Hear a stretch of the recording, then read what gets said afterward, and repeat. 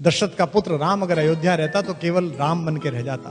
जंगल जंगल जाकर लौटा तो मर्यादा पुरुषोत्तम भगवान राम था।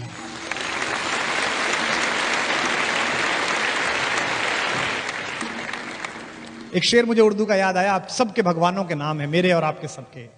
पयंबरों से जमीनें वफा नहीं करती, पयंबरों से जमीनें वफा नहीं करती, हम ऐसे कौन खुदा थे जो अपने घर रहते। अयोध्या छोड़ी राम ने तो अपनी आनुवंशिक पोजीशनिंग छोड़ी। मैं अध्यात्म रामायण पढ़ रहा था तो उसमें बड़ा अच्छा उल्लेख था कि राम जंगल जाएं या ना जाएं, विश्वामित्र इस पे चर्चा कर रहे हैं वशिष्ठ से, तो राम वहां आ गए। तो पिता ने कहा कि तुम यहां मत बैठो, तुम्हारा ये निर्णय नहीं है, राजा का निर्णय मैं और गुरुजी कर लेंगे। राम ने कहा आपका निर्णय है, लेकिन चूंकि मेरे बारे में निर्णय है इसलिए मेरा बैठना जरूरी है, मैं जाऊंगा। उनसे कहा अच्छा जाना ही है तो सेना साथ ले जाओ। तो उन्होंने कहा कि जंगल के लोगों की रक्षा अगर सेना से ही होनी थी और सेना ही ठीक थी तो मेरे जाने से क्या था। पिता ने कहा अंगरक्षक साथ ले जाओ।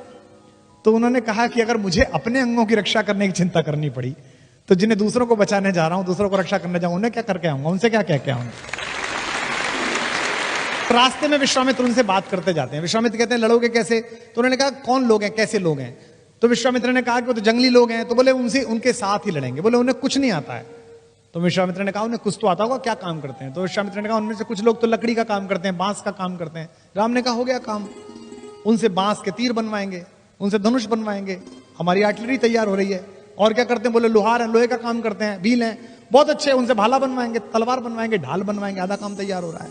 बोले और क्या है, बोले वो पशु पक्षी बांधने का काम करते हैं, बोले उनसे घोड़ों की ट्रेनिंग कराएंगे।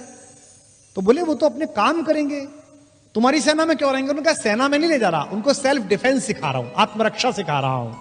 इस पूरे देश को आताताई सोच के खिलाफ खड़ा करने वाले पहले कमांडर का नाम मर्यादा पुरुषोत्तम राम है, जिसने तैयार किया हुआ। मित्र के साथ हो, भाई के साथ हो, अपनी पत्नी के साथ हो, पुत्र के साथ हो, आइडियल लाइफ स्ट्रक्चर कैसा खड़ा होना चाहिए वो राम का है। सबसे पहले अपने पिता के साथ, अपने भाइयों के साथ जो उनका व्यवहार है। आप में से कितने लोग जानते हैं, कितनों ने मानस वहां से पढ़ी है कि जब उनका राज्याभिषेक होना था तो उनकी एक ही शिकायत थी केकई से। केकई ने कहा कि बेटा तुम्हारा राज्याभिषेक होना है, तुम राजा बनोगे। तो उन्होंने एक ही शिकायत करी अपनी मां से कि ये कौन सी खराब बात है, हम चार भाई एक साथ पैदा हुए, हम एक साथ पले बढ़े और केवल बड़े का राज सिंहासन मिलेगा, केवल उसका राज्याभिषेक है तो गलत बात है। हम चारों को राज्य मिलना चाहिए, उनकी अकेली शर्त थी जीवन में। यानी कि समाजवाद का पहला स्टेटमेंट, सोशलिज्म का।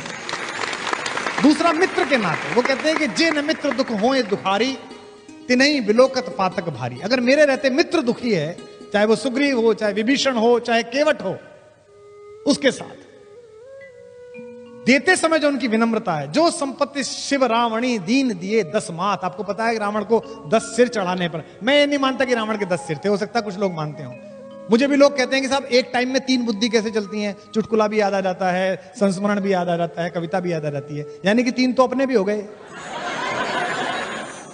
तो वो ब्रह्मा के वंश में पैदा हुआ, पुलस्त मुनि के पुत्र विश्रवा का बेटा था। उसकी इंटेलिजेंसिया का जो क्वोशंट था वो 10 मस्तिष्क के बराबर था। वो इतना स्मार्ट और इतना ज्यादा इंटेलिजेंट था कि उसके पास 10 दिमागों के बराबर दिमाग था। तो कहानी चल गई कि भाई 10 सिर हैं उसके। ये सिर्फ मुहावरे हैं जिनको कालांतर में हमारी धार्मिक परंपरा ने सत्य सिद्ध कर दिया। हमारे पूरे धर्म की व्याख्या अधिकांशतः जिन लोगों ने की है वो श्रद्धा पर आयोजित है। भगवान ने ऐसा किया। मुझे राम क्यों प्रिय लगते हैं, राम के जीवन में चमत्कार नहीं है। आपने कभी नहीं देखा होगा राम को कि राम ने यूं करके आकाश में हाथ हिलाया और उसके बाद एक शस्त्र निकाला और फेंक दिया, ऐसा नहीं। सब कुछ अर्जित है जो अपना है। सबसे पहले जब जंगल में मिलने के लिए सारे लोग गए वनवास के समय, तो सबसे पहले प्रथम राम भेटी कैकेयी, सरल स्वभाव भगत मति गई। तीनों मां आकर खड़ी हुई, कौशल्या आकर खड़ी हुई, कैकेयी आकर खड़ी हुई, सुमित्रा आकर खड़ी हुई। राम उठे, राम को पता चला मां आई हैं, गुरुजी आए हैं। सोच के देखिए आप, राम क्या ऐसे हैं कि ये सीनियोरिटी नहीं जानेंगे, हायरार्की नहीं जानते वो, कि पहले अपनी मां के पैर छूं, फिर सुमित्रा के छूं, फिर कैकेयी के छूं। सबसे छोटी है वो तो, लेकिन उनको पता है कि इनके मन में दुख है, इनके मन में गिल्ट है, इसलिए अगर मैं सबसे पहले पैर छू लूंगा तो ये मानद हो जाएंगे, इनको मान्यता मिल जाएगी। आज मैथिली शरण गुप्त का जन्मदिन है। उन्होंने इस प्रसंग को कहा है कि तदनंतर बैठी सभा उठज के आगे, तदनंतर बैठी सभा उठज के आगे। रात को सब बैठ गए, चांदनी रात है, सब बैठे हुए हैं, बात कर रहे हैं। अब राम को मनाने के लिए लोग आए।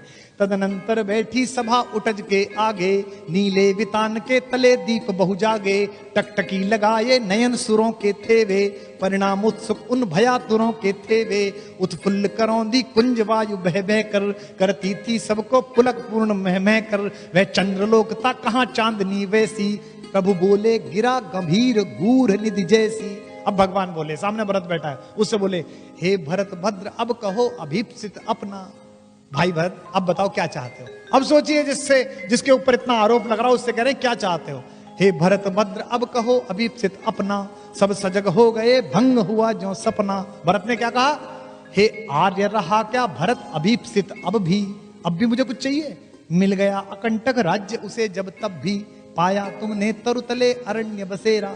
तुम जंगल में बैठे हो, भाभी के पैर में कांटे हैं, तुमको खाने को नहीं मिल रहा, मैं महल में बैठा हूं, इसी दिन के लिए तो आया हूं। इसीलिए राम की कथा त्याग की सबसे बड़ी कथा है। राम के नाम पर दुकान चलाने वाले लोगों को समझना चाहिए कि दुनिया में ऐसा उदाहरण कभी नहीं हुआ जहां एक सिंहासन दो भाइयों के बीच 14 साल फुटबॉल की तरह चलता रहा।